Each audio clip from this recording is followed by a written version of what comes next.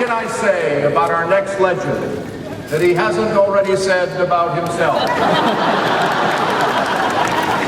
You may not know that this world-famous TV personality started as a page on The Tonight Show, or that his own brand of banter was initially the outcome of a local talk show that couldn't afford a writer. But just like everyone honored today, Regis Philbin had to start somewhere before he grew into the hardest working man in show business. As an Emmy award-winning cultural icon, Regis has entertained us for over 50 years through talk shows, game shows, books, and albums. 18 of those years he appeared live from the streets of Walt Disney World, providing entertaining commentary for the yearly Walt Disney World Christmas Parade telecast. Best known for his nationally syndicated talk show Live with Regis and Kelly. Regis's popular Bronx intensity, sardonic wit, and irreverent ad-libs have earned him a Guinness World Record for the most hours spent in front of a camera. During your morning talk show Live with Regis and Kelly was better than an espresso. In fact, you've always provided us with plenty of laughs and entertainment, whether you were entertaining us as the host of Who Wants to Be a Millionaire, which inspired the attractions at Walt Disney World and Disneyland, or hosting shows like America's Got Talent, The $1 Million Password, and the annual Daytime Emmy Awards. We know we're going to be thoroughly amused, entertained, and informed. And now, Regis Philbin.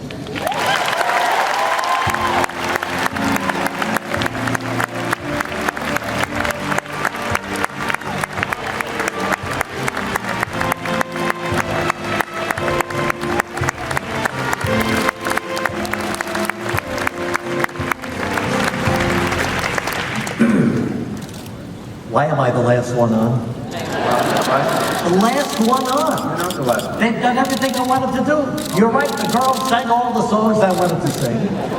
Everything has gone wrong. I even brought a song. I'll be dead if Guy Williams didn't do the song. And you with those jokes. And incidentally, I love the way you dance on Dancing with the Stars. You're just terrific. You should win every week. Are you going to do it? You going to do Dance with the Stars? No, I can't. Too much work. Way too much work. Too much work? You watch me work? It's hardly anything. You made fun of hip replacements today?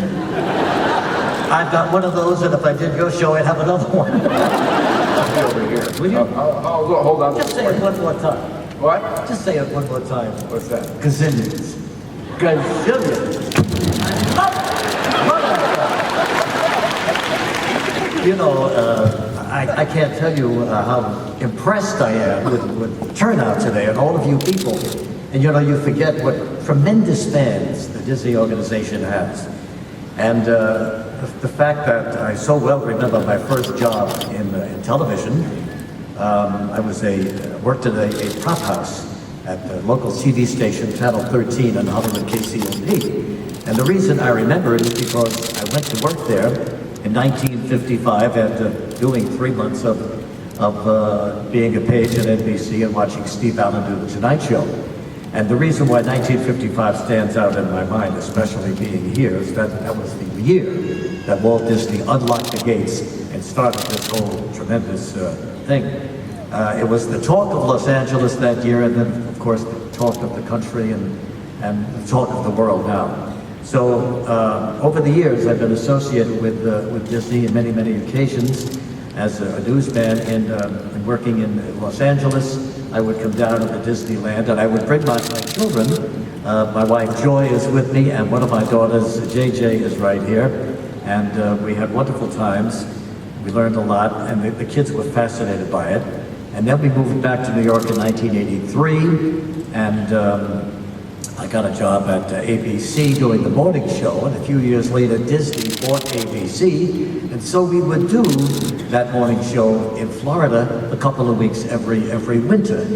And I got to know the people who worked on the lot, and was so impressed by the dedication of the young people, and the middle-aged people who never left their jobs at Disney.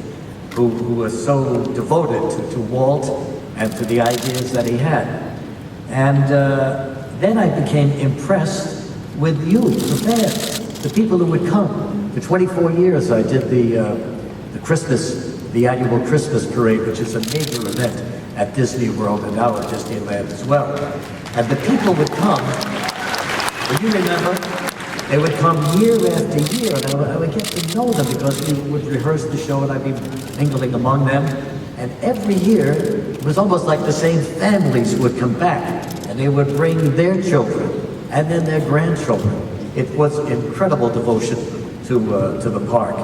And I must tell you, you could just tell how they wanted to be there, how much they loved being there, how much it meant to them and their families that they would share Christmas or any time in the year at the Disney parks. It's just great. And so I was very, very happy to be a part of it. You know, Kelly was saying, I had a number of catastrophes, and that's what I talk about in the morning. Something very funny happened while I was sitting here. I'm not going to tell her on the air, but we might as well share all this, because this could only happen to Regis. Like you, I wanted my kids to get familiar with Disney and Snow White and, you know, all the wonderful characters that they've met over the years in the movies and on television and in the books. And so they have. My girls loved them, loved every minute of it. And so I'm happy to have one of my daughters back today. And she has a little grandson, in fact, a little granddaughter as well. And so they came to the park, and I said, you know, be sure, since I'm about to become a Disney legend, be sure that the kids can go into the park, you know, while I'm receiving my award. No problem. Well, let me tell you what happened. They're still waiting to get into the park. They've been out there for, no, I think they gave up. They're back in my room now. They could not get into Disneyland Park. It's not funny, is it?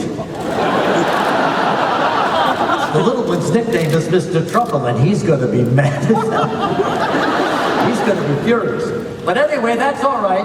I'm here, and I love being one of the Disney legends. I can't believe I'm a small part of it, but I guess that's what happened. Thank you all very, very much.